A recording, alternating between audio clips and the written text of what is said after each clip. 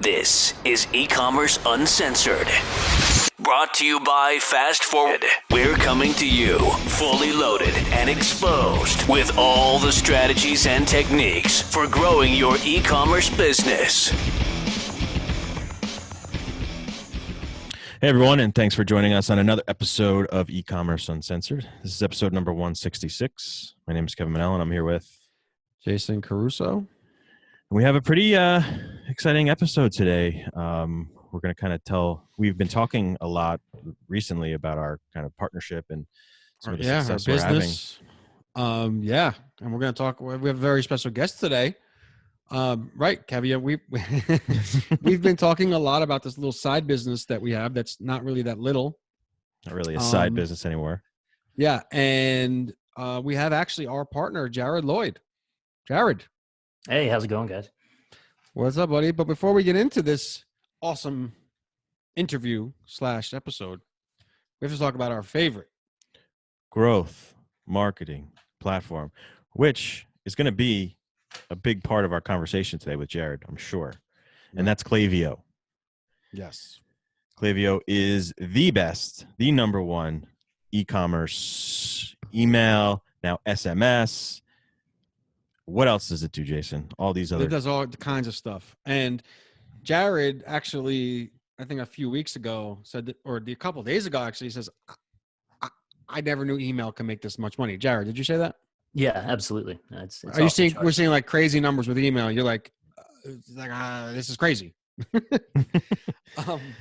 It's pretty, it's pretty remarkable once you actually see it because, it's clear that you need to make some money. You send an email. You're having a little bit of a difficult day in social media, you send an email. It's just the way it works. And you got to go to klaviyo.com/uncensored.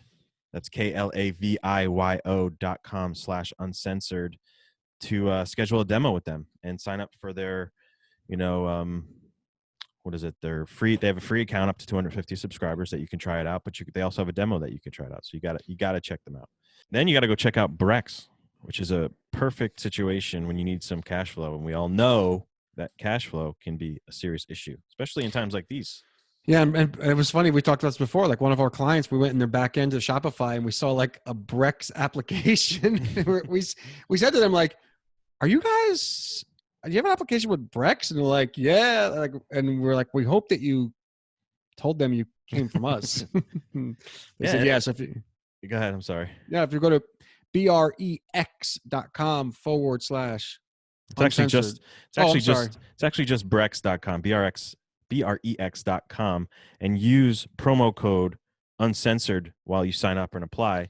And basically what it is, it's a credit card specifically designed for e-commerce. And what they do is they don't do any personal guarantees, no background checks or anything like that. They just use the revenue from your store to establish a credit line, and you get 60 days interest free from every time that you borrow money from them. And it's awesome. And then when you spend $1,000, if you use that code I just gave you, uncensored, while you sign up, after you spend $1,000, you get $250 applied to your account. So it's a no-brainer. And we tried to get it actually, Jared, for our business, but we didn't have a bank account. So we were too large is what they're saying, right? Right. So we were just way too big. Yeah. They don't accept applications of businesses our size. Too big. Right. So you must Jared, get that a lot, right, Jared? Too big? Yeah. Absolutely. Too big. Yeah. So Jared, why don't we start from the beginning? Because, I've been on a few podcasts myself for these online marketing, these blogs, and people love hearing stories like yours and ours, quite frankly. And why don't we start from the beginning? Because you used to listen to our podcast, and we're getting less downloads because you don't listen anymore. Because now that you work with us, you don't need to listen. You just text me and you drive me crazy. Yeah. But at least 3 less downloads a month now. 3, right. So why don't we start from the beginning? Like, what's your background? What do you do? I think you're a pretty interesting guy. So why don't you kind of talk about that a little bit? Yeah, absolutely. So I'm a professional wildlife photographer. But this is definitely my type of bird photography right here. We got sun, we've got boats, we've got water. I mean, this is... Oops.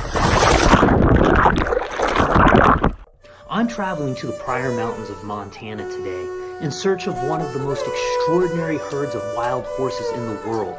These mountains rise up from the desert to nearly 9,000 feet. And it's here, upon this island in the sky, that we will find horses living amongst the clouds.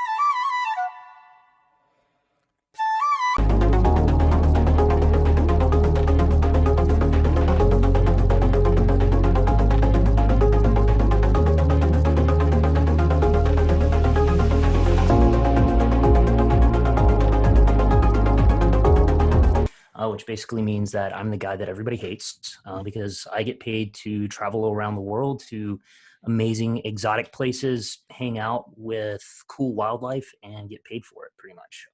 So my background though is actually in biology and history, and kind of majored in both of those things ultimately with this goal in mind that I would be able to apply these things to my passions and my pursuits. And so I started selling photography to magazines, wildlife photography specifically, when I was actually in college. And that just basically grew and grew until I graduated essentially. And once I graduated, that's when I actually went full time with what I do now. And it kind of first started out with just simply selling photography to magazines, and then ultimately grew into writing articles as well. And so at some point in time, people started actually contacting me, other photographers, that is, started contacting me, asking me if there was any way that I could take them to some of these places that I was actually going out and photographing on a regular basis. And so though I live in Bozeman, Montana now, I actually grew up on the Outer Banks of North Carolina. And one of the subjects that I spent a lot of time with out there was actually wild horses that live on the islands. And so you've got these horses that have been living on the barrier islands for some 500 years. And it's kind of, in many ways, how I sort of cut my teeth, or what I cut my teeth on as a professional photographer. And so I decided to give it a go, started taking folks out with me. I got a 24-foot Carolina skiff, so perfect for loading up people and gear and stuff like that, and taking folks out to the islands to photograph these animals. And it really kind of grew from there, basically. It's next thing I know, I was having other photographers pay me to travel to places as remote and diverse as the Amazon, the Galapagos, Alaska, stuff like that. And I basically did these workshops in addition to, of course, working with different magazines and stuff like that for, probably a good decade or so. And I finally started to realize that there was actually something of a need with inside of the market. And that was for, a little bit better education outside of the workshop kind of parameters, if you will. But in terms of actually magazines, digital publications, things like that. So there's a variety of different photography magazines out there. I've written personally for most of them. And I'll be honest with you, when it comes to these sort of things, I tend to view them as what you might call an advertorial. A corporation pops up and says, "Oh, we want to advertise with you." And then the magazine basically says, "Hey, can you write an article saying about, talking about how you use this particular piece of equipment?" And it sort of just turns into this nice content marketing piece basically for these companies. And, that's legitimate. This is a marketing podcast, right? But for me, it was just not something that set well with me in terms of what I felt like I needed to communicate with people. And the other thing too was, when I'm in workshops, let's say we're up in Alaska, for instance, and I've got people wearing chest waders, we're sitting at the edge of a stream in August, and you have an 800-pound brown bear charging through the water, chasing after salmon 25 feet in front of you. In these sort of situations, people usually aren't really listening to what I have to say. They're kind of focused on what's going on in front of them. Either A, get the shot, or B, when can I change my underwear, basically. And And so it dawned on me that, like, in these sort of scenarios, people are experiencing this sort of sensory overload, if you will. And so what I needed to do is find a way to kind of bring them the same sort of workshop level education that I was providing in the field, but to them in a scenario where they weren't impacted by whatever situation was going on around. They didn't have some sort of, gorgeous backdrop that they were stunned by. They weren't floating on a boat 600 miles off the coast of Ecuador in the Pacific Ocean, in the Galapagos. They weren't, trying to keep up with bears fishing in a river right in front of them or whatever. And so out of this was born the Journal of Wildlife Photography. And the whole idea behind this is, again, it was supposed to almost kind of be like an antidote to your typical magazine, to your typical kind of fluff piece that you would oftentimes see in these sort of magazines. And so it was all long form stuff. Articles were, 6,000 words, which work out to be like 25 pages, and it just really gave me the opportunity to kind of dive in deep to these subjects and really break down the technical aspects of everything. And I started, because of course it was a digital publication, I was able to kind of take more of a multimedia approach. And, so I was able to produce articles on a weekly basis that, we sent out via email, and I was able to do videos that, I was able to kind of attach to these journals. And then of course the journal itself, which was published quarterly, and I'd say, usually worked out to be anywhere between 50 and 125 pages long, basically. And so I did this on my own for a couple of years before I finally reached out to you guys, of course. And basically it was a product that I offered. It was a niche that I knew needed filling with inside of the market. But then one day I kind of woke up and, sort of the proverbial light bulb went on, if you will. And I realized, it's like, wait a minute, this is the $1 million idea, literally, because the amount of work that I do behind this doesn't change whether I have 1 subscriber or 50,000 subscribers. It's still the exact same amount of work. And so that means that it was a product that was infinitely scalable. I needed people to basically be able to help me scale that. I'm a professional photographer. I can create photographs. I can write articles. I spend, 9 to 10 months out of the year, flying around and traveling to exotic places. I didn't have the time or the expertise to sit down and actually learn the nuances of e-commerce marketing, Facebook marketing, stuff like that. I had an email list. I had a website.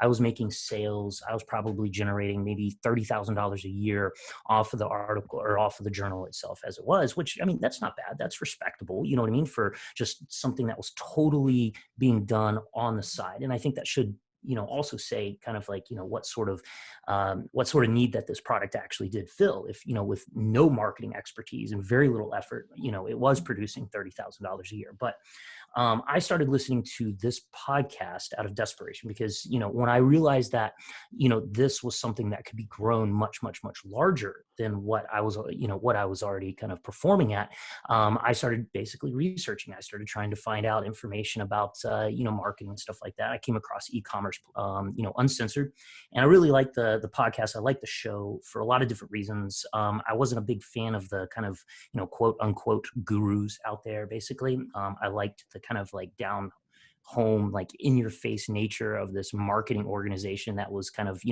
on the front lines, dealing with clients, dealing with problems, trying to work through, all sorts of, negative situations that inevitably arise in these sort of businesses.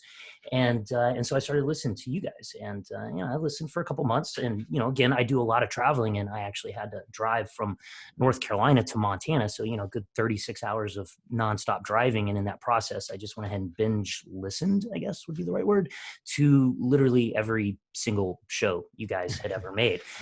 So I knew you guys really well. It's like I knew all about your kids. It's like that one time at band camp, right. And yeah, so I mean, and kind of the rest is history. Basically, I contacted you guys. You looked at my product. We chatted back and forth many, many, many times, and decided to do something really insane and go into business together with this whole thing.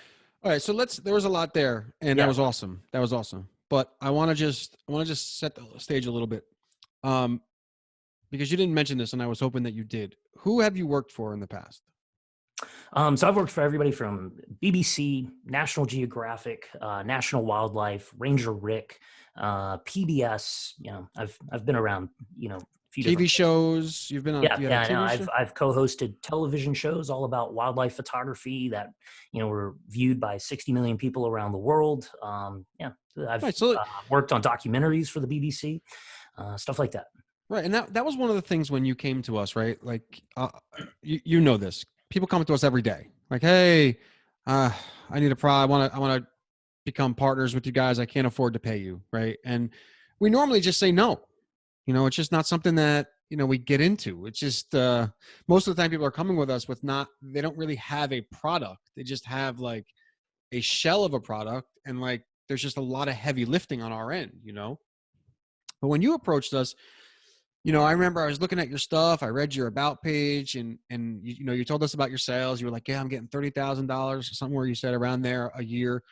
And I remember saying to Kevin, I'm like, if he's making $30,000 a year with this website, there is no, and I wrote on my little board at the office, I'm like, multi-million-dollar business, and I said to him, I said, dude, I'm like, if we just do the things we know how to do, I mean, I can't see. Kev, did I say this to you? Like, oh, absolutely. And I remember when you first, this might've been, I don't know if we were still deciding whether we were going to partner up or not, but you gave us access to your ad account, and I was just going through some of the old, and I was just sorting it by, the results that it was getting. And I saw one campaign was getting like 60-cent emails, and it like made me kind of lick my chops a little bit. I was like, Jason, like, actually, you were the one that really pushed me. I was kind of like on the fence a little bit because Kevin was on the fence a little bit. But when I watched his content, when I watched your content, Jared, it was like so well produced, and you brought like I've been around kind of a photographer, and I've seen some. Dan. So I know what just a photographer can bring to the table as far as. But when I saw your content, it was like a completely different game, because your biology background and your intelligence brought a whole nother level to this content. And the fact that you wouldn't go just take a picture of a frog, you would know the background of that frog, what the friggin' thing ate, everything about it, which kind of blew me away a little bit, and which really kind of drew me to it. And I totally knew that there was some definitely potential there. Yeah, and I said to Kevin, I'm like, dude, again, we try to shy away from these things. I mean, in fact, we had someone else ask us to partner up with them. It didn't work out as well. Guy was a great guy. It was really hard for us because everybody thinks their product is the best product on the market, but no one ever says like, hey, I have the second best product on the market. Mm-hmm. Can you come work with me? Right. But we looked at your stuff, and I'm like, there's no way that we can't. We have this guy who produces this awesome content. He just doesn't know what the hell to do with it. And there's no way that we couldn't just do what we do best. You do what you do best. I was like, there's no way this thing couldn't blow up. And we went back and forth. We negotiated. And like you said, the rest is history. But Jared, we came to you, right? And I know you creators it's very hard to give up your thing, right? What was like the thing that made you say, okay, because we were really happy that you did, and there was really a breaking point for us where like it just wouldn't be worth the time and the energy for us to put into it. I was really surprised, and knowing you now, I'm even more surprised that you said yes to our offer. What exactly, I mean, was it just that you knew this thing could blow up and you just didn't know how to do it? Or what exactly, you didn't have the time? Because, you talked a lot, and just to set the stage a little bit, I might have said that already, but you were doing workshops and you were doing the journal, and then you had these magazine things you were doing. So you had like these three businesses kind of like, and you really couldn't do the journal like you wanted to, I guess. But did you just know this thing was like, damn, this thing could really blow up? Is that how you were thinking? That's exactly it, Jason. It's, I don't know, like I'd been kind of toying around with some different ideas for a couple of years, even before coming out with the journal, just more or less trying to make some sort of, let's call it an automatic income stream, if you will, something that could just kind of run on autopilot. What's that? Passive income. passive income. Yeah, there you go. Right. Again, photographer, not marketer. And so, ironically, when I came up with the idea for the journal and I started producing this and I started trying to sell it, it wasn't actually something that I saw as being this, again, passive income stream. It was just another product. It was another thing. It was another kind of, just stream of income, if you will, that I was doing. And I mean, it literally took 2 years before, for whatever reason, I got smacked in the head with the idea that like this actually has the potential for being huge. It was paying, sizable bills and buying new equipment with zero effort on my part whatsoever in terms of marketing. So what happens if, we actually bring professionals on board? And yeah, so that's all it was. It's just, I saw the potential, and I knew that you guys would be able to kind of, really grow this thing to what it was capable of. Well, I think that you kind of had almost the opposite problem that a lot of people have, I would say, because we talk a lot about content here and how content can be so valuable in the marketing game. And I think that most companies have a product, but they have no content. You had the really great content, but no, like you obviously can only do so much. You only have so much time. So you focused on that content, making it really great, but you didn't have the other side of it that what made it such a great partnership, I think. Well, but one thing I don't want people to get lost in this, because you guys, Jared, I don't know about you, but even from Kevin and I's standpoint, like we deal with a lot of clients that do hundreds of thousands of dollars a month. So when we're seeing the numbers that we're doing, it's not that we're so surprised because we see those numbers, but when it's like your own, like, blood, sweat, and tears, so to speak, like, working Saturday nights, Sundays, Saturday morning, Sunday mornings, it's like nonstop on this thing. One thing I don't want to get lost, because I think that it's easy to like hear the success that we've had. And we're going to get into that a little bit, but like you produce probably the best journal on the market, period. Mm-hmm. I mean, that's something that can't be lost in this translation that, as marketers, like, yeah, we know how to do this shit. Like, but if you have a product that's not good, I don't care how good you are at marketing, it's not going to sell. I mean, and I think I just want, I want you to talk about that. Like, you say you want something passive. It's not really passive. We work our friggin' asses off. Yeah. And that kind of dawned on me actually as soon as I said that. I was like, that's not really exactly the way it works. Right. Especially right now, with the state of the world, basically. Yeah, but I mean, I think that, it's for us, right? When you have a product that's really good, right?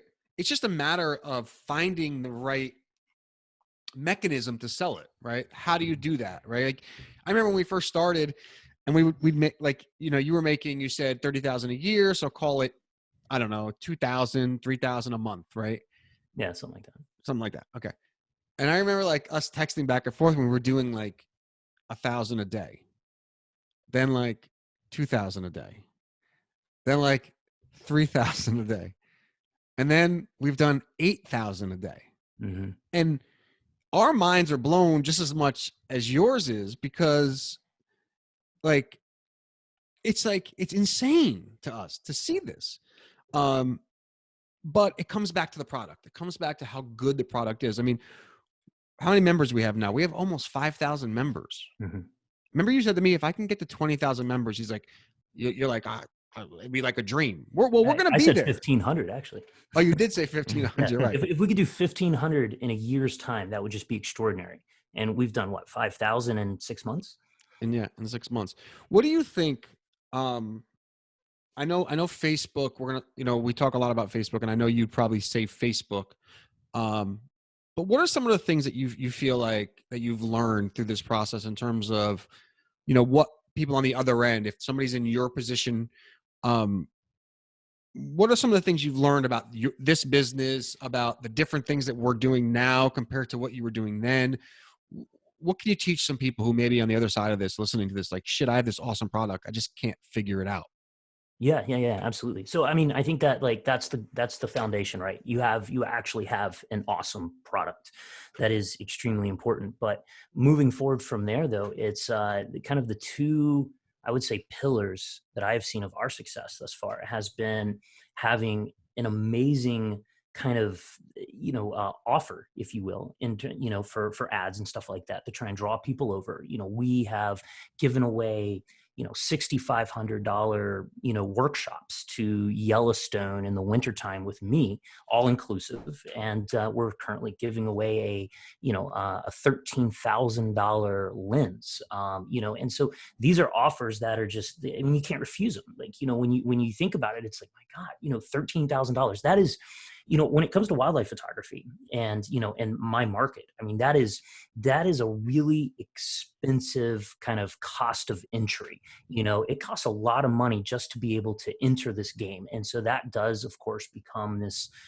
obstacle for a lot of people. And so we're saying, okay, we will allow you to, we will give you this $13,000 lens for free. We're just going to randomly select, a subscriber, or we're going to give you this 10-day trip for free in Yellowstone in the wintertime with me, to go photograph bobcats and wolves and coyotes and red foxes and stuff like that. So this just like, amazing offer that, is just almost impossible for somebody to refuse has been extraordinary. And I want to actually just elaborate just a little bit more on that, because, talking with clients of mine, from the workshop business and even magazine editors that have known me for years, they see these ads actually popping up randomly in their Facebook feeds. And, they ask me about it all the time. It's like, how is this even possible? Like, what do you mean you're giving away a $13,000 lens? And it's like, I mean, be honest with you, I don't actually want to tell them how it's possible, but you just kind of like smile and nod. I'm like, I'm just that great of a guy, But so that's like the first pillar, and then the second pillar is email. And, that was one of the things that like I really got from your show to begin with, was the importance of email. And so when we kind of teamed up, I don't know, I had something like 1,800 people, 2,000 people on a list or something like that. And, listening to your podcast, I really started to crank up let's say the email marketing machine on my part. Prior to this, I was producing maybe one email a month or something like that and sending it out. Once I started to listen to you guys, I started producing a weekly email. And then I even started to kind of play around with this idea of 2 emails. But that's a lot of work, especially when everything is so content oriented like I was doing. I wasn't slapping together, a shiny, kind of offer email. These were legitimate 1,500 word articles where like a blog. It was like a blog, right? Yeah, no, yeah. And a long form blog at that. I mean, like my understanding is most people like try and limit their blogs to 500 words or less or whatever. Right. You know what I mean? And so, so it's a heck of a lot of work. And I actually did make a little bit of money off of that, but not a lot. And then we got together and we kind of created this whole campaign to start really generating, or emails, basically email addresses onto our list, by offering them a 2-part article, if you will, or a 2-part series just on mastering your autofocus. And I mean, we took that little teeny tiny email list and blew it up. And I mean, I think we're like 30,000 people now or something like that. And, the difference, once that email list grew, the difference in terms of what it was able to produce, what each email was able to produce financially, is just mind blowing. It's like, prior to this, I would send out an email. I would be pretty stoked if I made a couple $100. That was a good day. And I mean, like, and who doesn't mind, like, sitting down, writing an email, making $200. I mean, that's pretty sweet, right? Now we produce an email and it might be anywhere between $2,000 and $5,000 from a single email. 6,000. We've had 6,000 emails. I mean, yeah.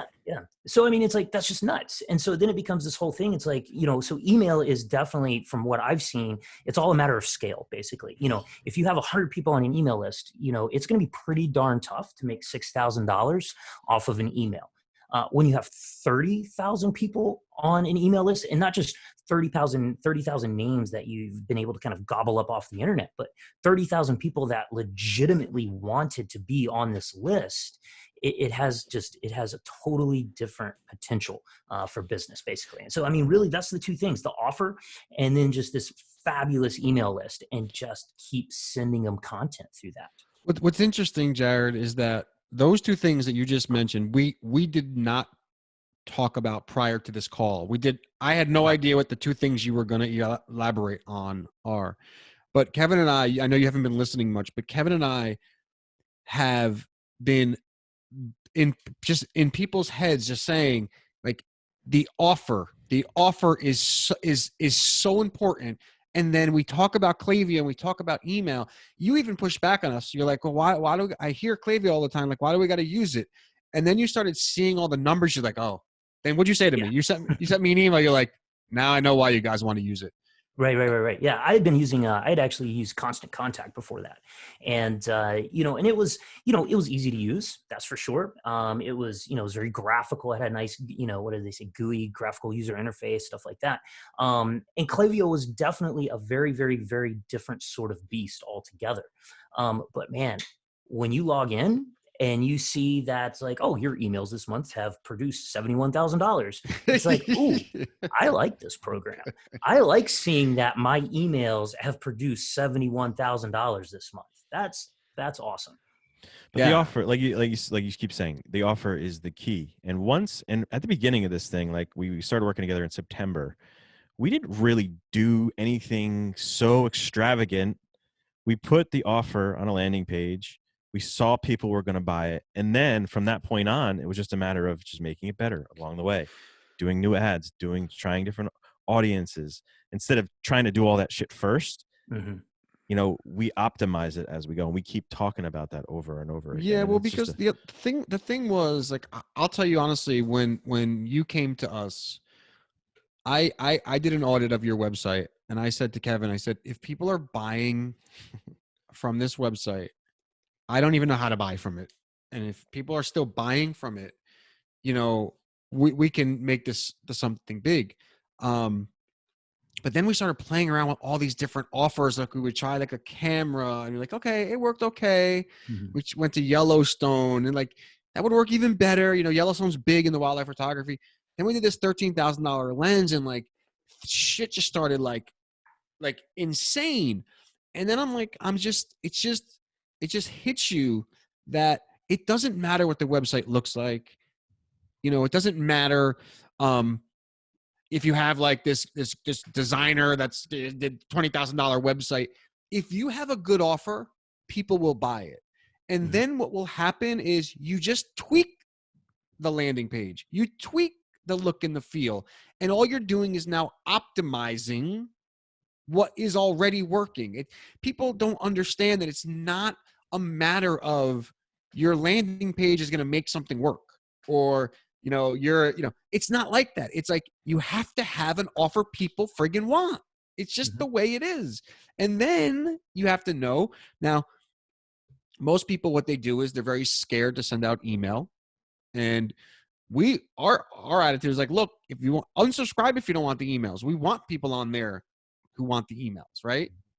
And we paid for every one of those people to be on there, to be able to send out emails to these people. So it's like, so you got to be able to justify that. Like that list, that number has to actually produce money, because it's costing you money to just sit there.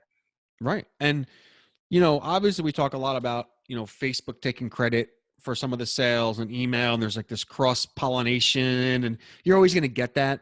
But really, at the end of the day, it's like a pie. Like, okay, what difference does it make if it comes from Facebook or email or your ass? Who cares, right? Is it all just working together, right? At the end of the month, we spent $90,000. We got back $180,000. Great. Let's move on with life, right? How do we make this a little bit better? How do we sell more shit? How do we have, I think, and Jared, you may be able to speak to this better than me, but I think we make things much more complicated than they really are, right? Send the fucking email, right? Like, send more emails. You want to make more money? Get the right people on your email list. send more Yeah, emails. no, absolutely. I mean, like, and I'll be honest, like when you guys kept saying, no, you need to, we need to send out more emails. And Kevin specifically, he's like, Jared, I really feel like we need to kind of have this whole program in place where there's one email a day. And I'm just like, yeah, but like, what about my fans? They're not going to like me anymore. And, I mean, sure. Yeah. Some people absolutely unsubscribed because of it. And I don't look at it anymore, but we probably have people that unsubscribe every day. Oh, we do. But, again, let's just go back to that $71,000 number. You know what I mean? Like, I'm just going to keep sending emails. It's like you get over yourself real quick. You get over those insecurities real fast when the Stripe payments and the PayPal payments and the credit card payments are kind of rolling through every 5 minutes, basically. Dude, I mean, I can't tell you. I go in that PayPal account and it's like I send the money to our bank. Because right now, by the way, if you guys are using PayPal, they're allowing you to do instant payments for free because of COVID. So it goes into your account like instantly. So I'll go in there and I'll send $5,000 to our account. And then like the next day I go in there, there's like another 5,000. I'm like, holy shit. And I got to keep sending the money. But, I think what happens is that we think that this is so complicated. But in the end, it just comes down to doing the basics. I'm sure you could speak for this in photography. You say it all the time. You don't need a $13,000 lens to capture great photos. It's just a cool thing to have, right? It's just like a little thing, a little better, not better, but it just gives you that little bit more pizzazz, I guess, right? Yeah. I mean, honestly, it's a different tool that gives you a slightly different look. And it's one that you just can't accomplish otherwise, with that. But, or at least that same look and feel anyways, but you can still, I mean, you can take photographs of brown bears without, you don't even have this lens we're giving away. No. I have a different lens. You have a different lens. So, right. Is this one better than the one you have? No, I mean, it's not really even a better thing. I mean, my lens is actually longer. I have a 600 millimeter and I have what's called a 200 to 400 millimeter zoom basically. And it's just, I mean, those serve my needs based upon the type of stuff that I photograph, if you will. Jared, to this day, I laugh every time some jackass leaves a comment on our autofocus ad. It's like, why? Master manual focus, and like, oh, your picture looks like it's out of focus. I sit there and I laugh. I'm like, this guy shoots for National Geographic and BBC, and some schmuck from Facebook is going to tell you how to take a picture. It just baffles my mind, and I just sit there and I laugh. I'm like, I just hide them because I can't deal with those people. Yeah, idiots. I think one of the big things too is that we are, it's getting to the point where we are thinking about just simplify this thing. Like every day I'm thinking about it. I'll get a text from Jared or something and it'll tell me how, sales are down or a little bit. I'm like, this freaking guy's like a client. What the hell? Go to work. Yeah. Right. This guy's like a client. He's worse than a client. And I'm constantly thinking about like, all right, we have to send an email every day. What are we going to send? And we have this kind of library of content. Jared does come out with this really great original content on a regular basis. I don't know, once a week or something, I believe. And he sends out this really long like email, which is great. But we also have, and you actually brought this to my attention, Jared, when we were texting back and forth. It's like, why don't we send an email that I wrote back in September when I only had 2,500 people on my list to this new 25,000 people that we've acquired since then. So I think that the point of that is like, you can always repurpose the shit that you have. He's got a really great YouTube channel. He's got really well-produced videos that we can just use those, like just send content we already have. It doesn't have to be new every single time. And I think you can learn from that. Like you have it. You just have to like open your eyes to it a little bit more. Yeah. And I think the things, Jared, that, we add to this, because obviously at the end of the day, you're doing all the content, but it's like the little things, like an email that sends people to a video. You were sending them to YouTube. We were sending them to landing pages so that they can buy the product, right? So like, it's just like, there's nothing genius about that, but it's just the little things, I guess, that make all the difference. Because now you'll send one of them emails to a video, and like the next day we'll have $5,000-$6,000 in sales, and you're like, shit, like I was sending these people to YouTube. Like, you know what I mean? Right. It's just like those little things. And I think, I think there's a lot of people out there that take good photos, Jared, you probably can attest to this, but just maybe they don't, the little things that like that last video you just did about Lightroom and labeling your pictures, right? Like that seems like just like an elementary thing, but dude, you've gotten people responding to you like from that email. Like one guy asked, like, how do I buy Lightroom? Where do I get that from? And other people don't realize how valuable that is to be able to just grab a photo when you need it. Mm-hmm. Yeah, no, I mean, I've got a library with, well over 1 million photographs. And, when an editor contacts me and it says I need something, or, Jason, you send me a text saying like, hey man, I need a new, whatever for this new ad or whatnot, I need to be able to just sit down on my computer, open this program up and find exactly what I want out of, over 1 million photographs, which is a pretty big database if you think about it. And it's, I don't know. I mean, in my business, in my industry, it is, there's a lot of details, and it's, there's a lot of technology, that's associated with it. And there's a lot to learn from everybody. I've been doing this for 25 years and it's, I mean, you can make it as simple or as complicated as you want to, but I think that ultimately at the end of the day, be it both, in art and business, I mean, keep it simple, stupid, right? Like simplifying it is the best process. And I have to assume that you can take amazing pictures with some lower end camera, right? It doesn't like you have decent glass, right? Everybody knows that glass is pretty much what's important, but you don't have to have the top of the line. And it's funny because you said this before. You're like, in our ad, like we'll say, do you actually say, do you need a $13,000 lens? No, you don't. Mm-hmm. But you can win. But I'll give you one.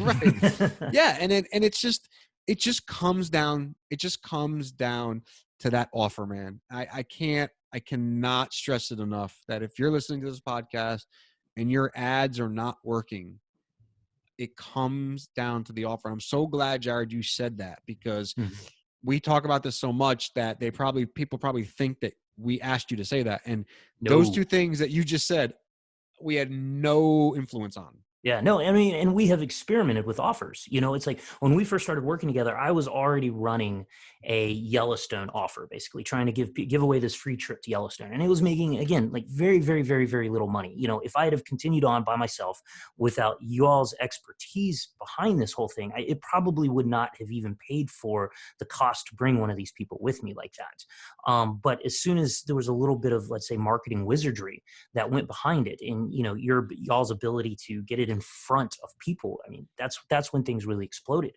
But we immediately followed up with what? We immediately followed up with a camera, and it was, it was a $3,500 camera, but the response was tepid. I mean, like, you think about it, like, I would love a free $3,500 camera, right? Who wouldn't? That's a photographer. But, compared to that $6,500 once in a lifetime opportunity to, spend 10 days traipsing around Yellowstone, photographing wolves and stuff. I mean, it just didn't have the same ring to it. It didn't have the same sort of pizzazz. So we finished that up. We handed off the camera to this lady in California, and, then we came up with something bigger, and that was the lens. And $13,000 turns out to be a pretty irresistible offer for folks. Yeah, I mean, we were giving away like bird trips exclusively with you. People weren't really jumping on that. I mean, one thing though, I do want to caution: there has to be a disclaimer here. Don't just give away things as a sweepstakes. You can get in a lot of trouble. Make sure we've gotten contacted by the Montana Gaming Commission. Make sure you are following all of the laws, because you can get shut down. We were making $3,000-4,000 a day, and we got a call that from the Gaming Commission said, turn it off now. We said, what?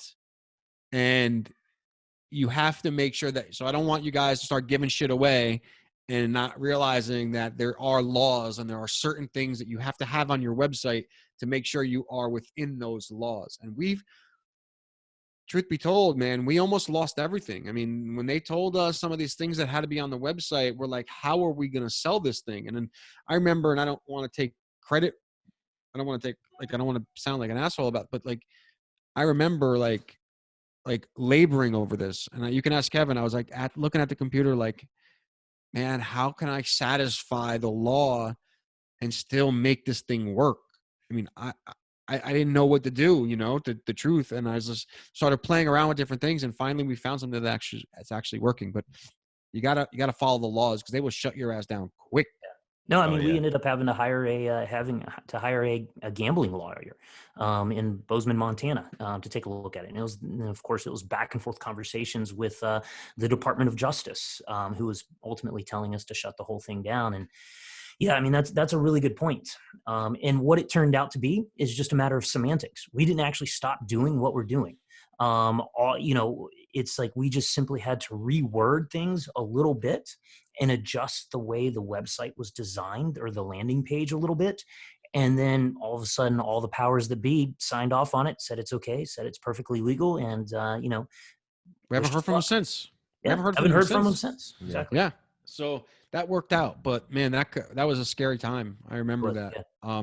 But it goes back to what you're saying, man. It's so true. Like you thought in your mind that Bird's trip was probably the most valuable trip out of everything we've ever given away because it'd be one-on-one with you. Mhm. And it just turned out it wasn't, people weren't that attracted to it. And you don't know why. And we have no explanation for that, but we're selling the same product, but our bait to bring people in, that offer was different and it just didn't work. So that's how we know for sure it is the offer. Yeah. People talk about like, oh, it's the copy. I wrote all the copy on our friggin' website and I don't know anything about wildlife photography. So it's not even the copy, you know? I mean, I took some stuff off of your website, but for the most part, I mean, you cringe when you see my shit. So Yeah, I call you on a regular basis, yelling at you about it. Actually, right, exactly. So it's the offer, man. It's not the copy. It's not, I mean, your images that we use, they're beautiful and it attracts people, but that's not why it's working. It's working because of the offer. And yeah. yeah, I mean, the offer, if you don't mind, I'm just going to jump in real quick. Yeah, go ahead. The offer, it's like, at first I thought it was kind of like, we were almost like bribing them, to purchase the product. And there was this piece of me that didn't really feel too good about that, to be honest with you. But then I started to realize, especially as it started to work and we started to make money and I started to actually communicate with these people that were signing up and I was getting their emails, talking about how amazing this product was. Essentially, I realized that it's like, it's not that we're bribing them. The offer ultimately was the thing that we had to put out there to basically grab their attention and cut through the chaos and clutter of something like Facebook. I mean, you think about the number of posts, the endless scrolling of posts and advertisements and various things that you see on there. And so something has to be powerful enough to reach through that and like within a millisecond, grab somebody's attention, make them stop, make them click and be like, huh, what is this? And as soon as they do, they then realize like, oh, wait a minute, this is something that I might actually be interested in. Oh, and I have the chance to win a $13,000 lens. We're definitely doing this. Right. But we get the emails all the time, man. They're like, look, I don't think I'm going to win the lens and I don't really care, but like, dude, this journal is amazing. And that, I think you saw a couple of those. And I feel like that really made you a believer. Like, you know what? So what? It's just the bait that we're using to get these people to get a journal that's going to help them. And that's the idea, right? Like you want to help people. Anything you have to do to get people to buy something that's going to help them, it's like your duty. Russell Brunson talks about this a lot. He's like, it's your duty to get this thing in people's hands. And, we get those emails all the time, man. I think you're noticing too, Jared, that by doing these emails every day and providing so much value, even to people who aren't customers, you're really building like a really great relationships with your email list. Like these are absolutely. I know you get personalized responses from a lot of the emails we do, but that email, like not being so robotic about it and sending out this value consistently, you really can build a community. And I think we have 20 to 30,000 lists right now, and our open rates are like 30 to 40%. Those are huge. These people are extremely interested in the content that we're sending out to them. And I think you're seeing that as well. Yeah, absolutely. Yeah, no, I mean, I think we talk about it all the time, man. Like, in business, you have to have a little bit of luck. You have to work your ass off. I mean, it was definitely lucky that we all got together. I mean, that there's no other way to say it, right? I mean, you're a listener that we love our listeners, but we very rarely engage in these kind of conversations with people. I'll tell you, it just put me over the edge when I said, if he's selling using this website, I know that I could sell it using the things that I know how to do or we know how to do. And that's luck. I mean, I don't know, coincidence. How would you? I don't know how you would, but hard work, right? Put us in this position with you. You know, you worked hard, and it kind of came together. Now, like the sky's the limit. I mean, this is going to be a multi-million-dollar business in 12 months. Yeah. Pretty crazy.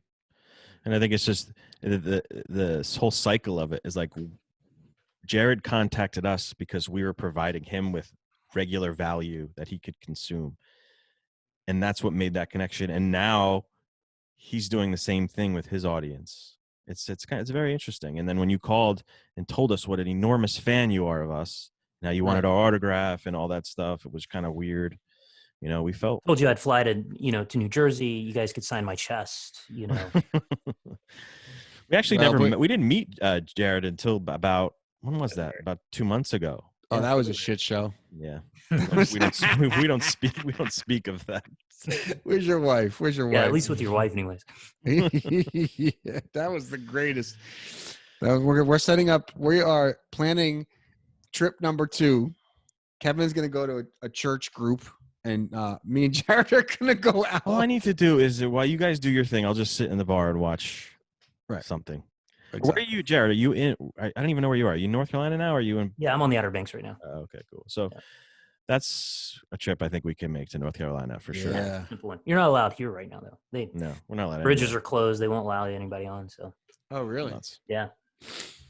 All right, man. Well, I think that was awesome. Anything else you want to say before we go, like to anybody who like I said, I always say this because I feel like it's so, the people that are listening on the other side of this, you were one of those people. Yeah, totally.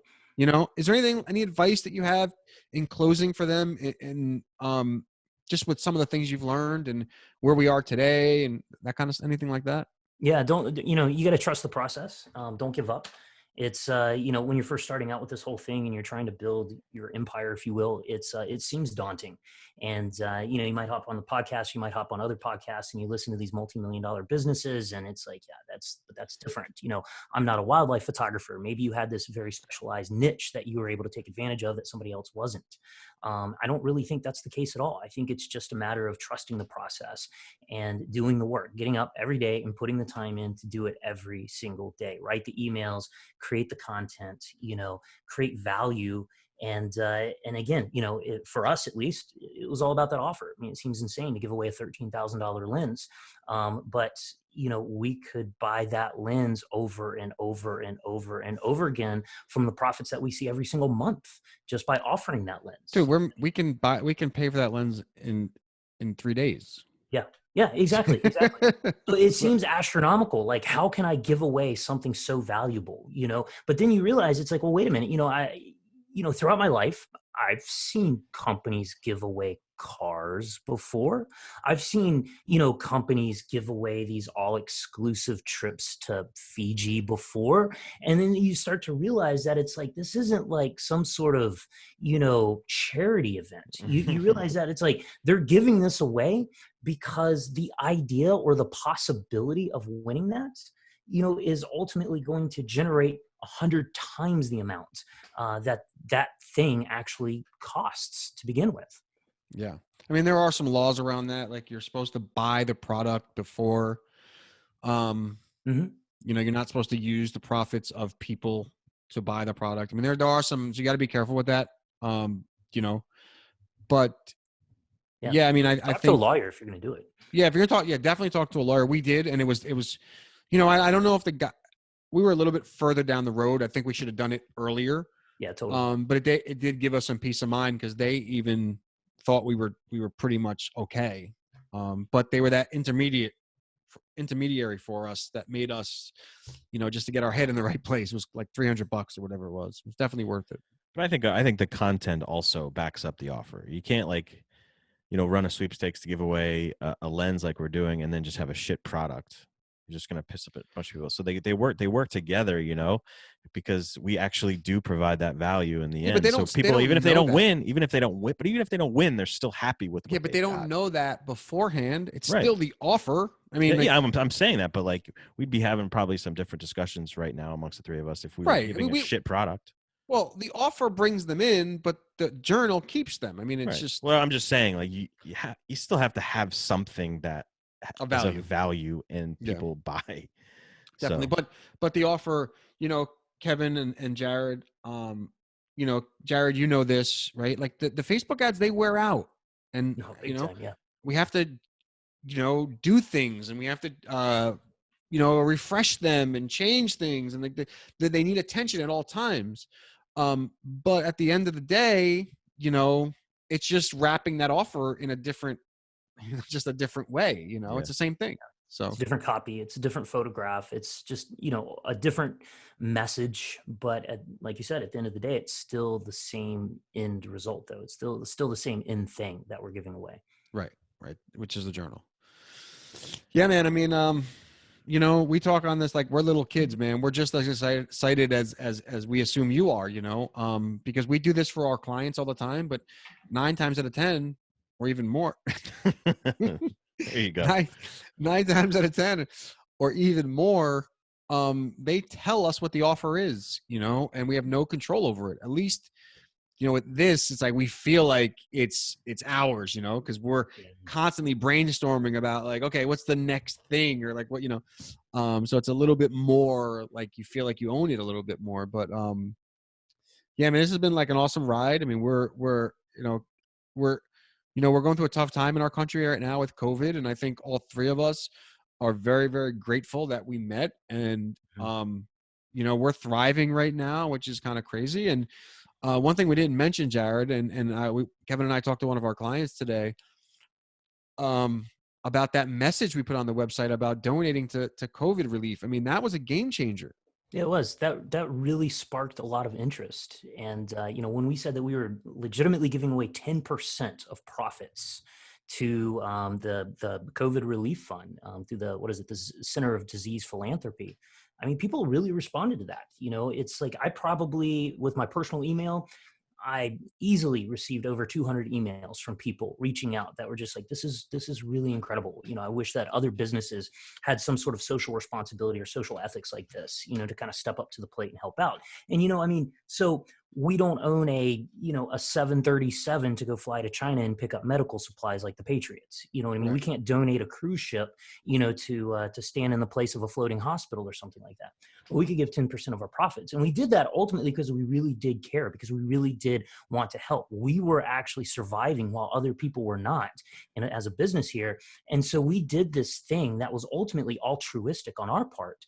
And it turned out to be this huge kind of marketing thing for us. It ended up just sales just blew out, went through the roof as soon as we initiated that whole thing. Because they died, man. People weren't spending. And then like, this is like another thing. I was like, dude, because Kevin, he really is managing. He's getting more involved in the journal, but he's really managing our clients, and he's allowing me to give like 100% of my energy to the journal. But that was like another time, dude, that like I was really scared. Like the sales just stopped, and this, Jared, because I talked to you. Like I literally would just sit in front of the computer and just try to figure something out, because I didn't know I didn't know what to do. And we added this message, man, to this page, just basically saying 10% of our profits are going to COVID relief, and boom, it's just like, holy shit. I tell every one of my clients about this now, man. And some of them can do it and some of them can't. But the people who have done it, dude, they are seeing huge success with it. Yeah. And you know what I mean? And it's the right thing to do. This is a crazy time period for not just our country, but the entire planet. And, if we're in a position where we're actually floating through this financially, then, I do think that's kind of our responsibility. That's part of the social contract, if you will. Yeah. And Jared, Kevin, is trying to get us, maybe we shouldn't say this. Jared cannot wait for the day for that we're working 100%. I can't say that because our clients listen, and we love you, Kim. I know. Sorry, guys. Well, it's, I mean, the whole COVID donation thing. It's kind of something that we even, not COVID specifically, but the actual being part of an organization like that and being able to give back was something we talked about even before this all happened. Yes. Yeah, wildlife. We're going to do Yeah. wildlife stuff. Yeah, Conservation. Which is like, even when this whole thing is over, That's what we're going to do, right? We're going to go to right that. over that, because I do. It does make you feel good when you're able to do this kinds of stuff.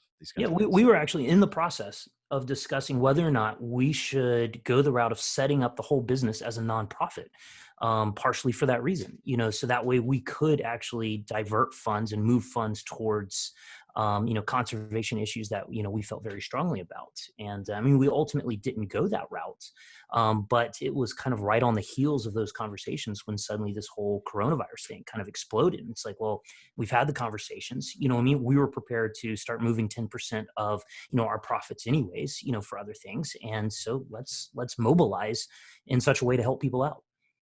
And it, there is a sense of like giving back, which is nice. I always wanted to be more of a giver. It's not that I don't do it. It's just that it's just like hard to just go do it, for me. And I love that we're doing this. And, one other thing is that, I forgot what I was going to say. Motorcycle accident. No, I that last statement I wasn't going to say, it just popped in, but, yeah, it's definitely something that we're happy that we did. We're going to do it. We're going to continue doing it. Not only is it helping us financially, we're helping other people. It's making us feel good. It's making our clients, our customers feel good. There's no real reason not to do it. And we're going to continue doing it. Yeah. And isn't that like business 101, right? Like you identify a problem and that your customers have, and then you solve that problem with the product that you're trying to sell them, essentially. Right. So that's in many ways throughout the whole COVID-19 thing, that's ultimately what we're doing. I appeal to wildlife photographers. That's the product. It's directed towards wildlife photographers. These people can't go outside and they can't go travel around the world and take photographs. So here's something that you can do to continue being a wildlife photographer and educate yourself and, expand your skills while you're stuck inside through stay-at-home orders and quarantine orders. We have a situation right now in the world where, people are dying left and right, because of this disease.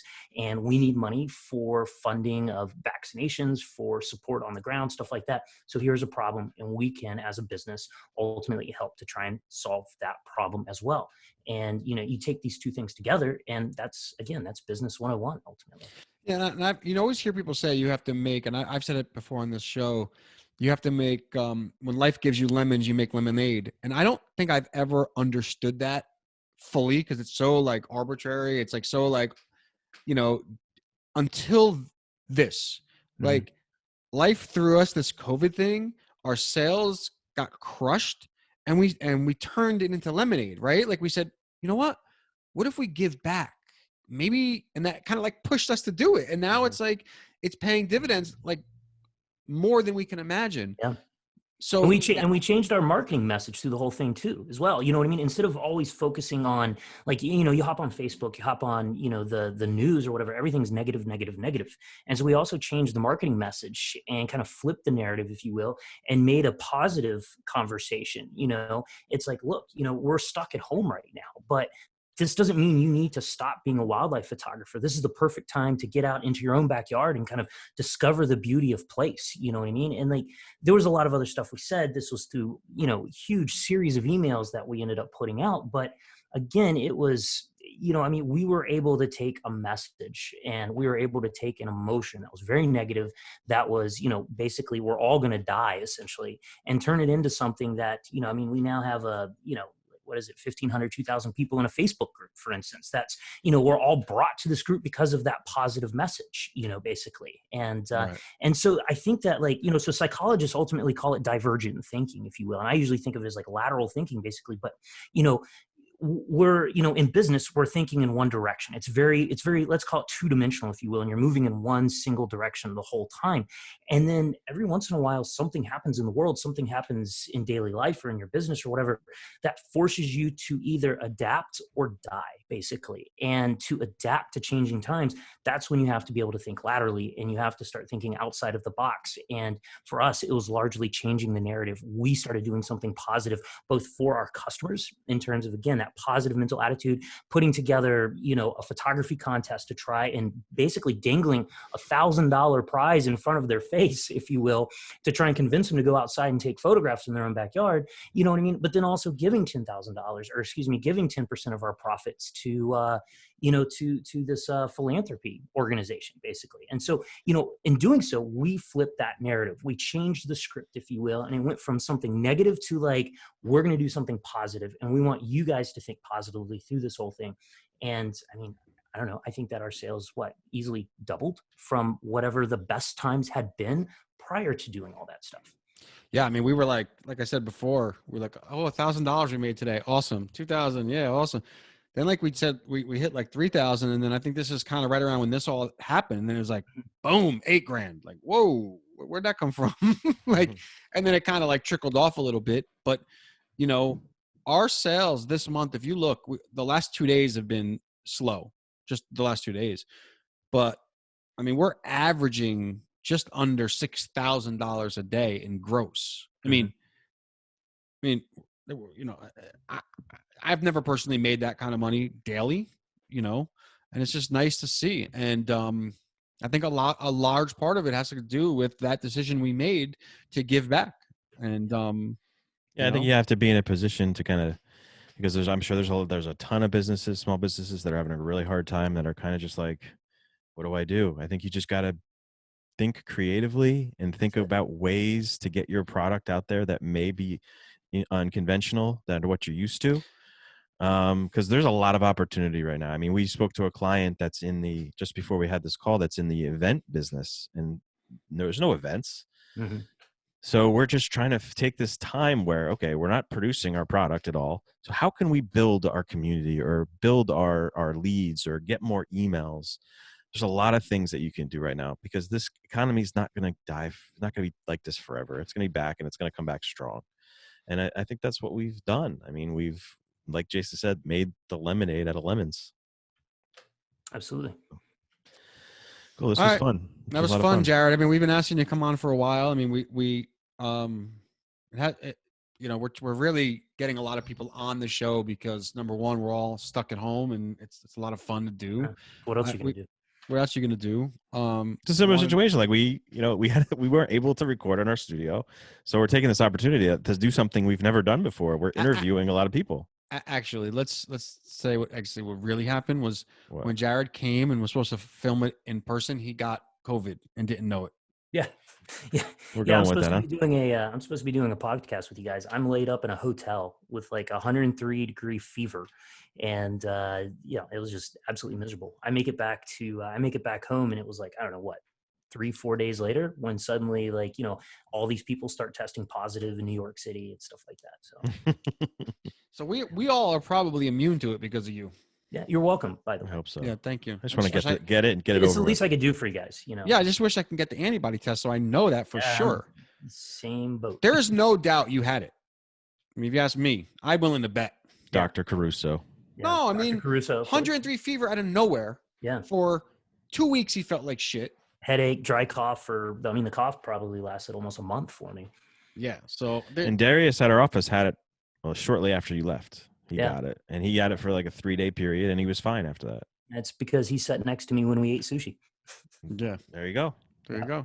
So I think, look, I'd love to get tested to see if I have the antibodies. But I think you had it, dude. So let's go with that.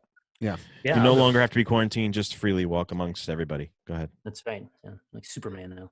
Right. Exactly. Super Jared. All right. Thank you so much, Jared. This was a lot of fun. Thanks, man. My pleasure, guys. Do this again. Thanks so much for having me on here. I'm glad that we were finally able to do it. He was almost trying to in the process. We almost had to pay you to do it, though. Yeah. Well, we still might have to. We might get a bill in the mail. I don't know. Yeah. I'll send you guys an invoice. Yeah, you got it. You don't like Kevin when he hears your name, all he thinks is invoice. It calls you Kevin Invoice. Yeah. Yeah, because I told Jason that earlier. I was like, well, I'm kind of scared when he sends me a text message, man. I just assume it's going to be like some QuickBooks invoice for $50,000. Well, it's the only time I hear from him. It's like now we don't have to worry about that anymore. So that's awesome. Nope. All right, guys. All right, thank you, guys. Before we go, we got to talk about Klaviyo. Jared is a believer. Jared. I am a believer. I now bow before the altar of Clavio. And you're now holding, just for those of you just listening and not watching, he's getting ready to take a nice swig out of his, what is that? What are you drinking? It's Jefferson's Ocean, aged at sea. Okay. What is it? Like It's fancy bourbon, bought and paid for by the Journal of Wildlife Photography. it must be nice to have. Must be nice to have your money. Again. Oh, Jesus. So go to clavio.com/uncensored. That's KLAVIYO.com/uncensored. Check out their Facebook Live videos with Jake Cohen. He talks a lot about everything that's going on in the e-commerce world and all the data they're collecting during this time. And it's a lot of good stuff. And then go over to brex.com, BREX.com, and use promo code uncensored at the sign up. They're an e-commerce, they're a credit card specifically designed for e-commerce. And if you use that promo code, you'll get $250 when you spend your first 1,000. I think that's it, right? That's it, Jared. Thanks Yes. a lot, man. Yeah, thanks a lot. My This has been episode 166. As always, you can check us out at ecommerceuncensored.com, and we'll talk to you guys real soon. Later. Later.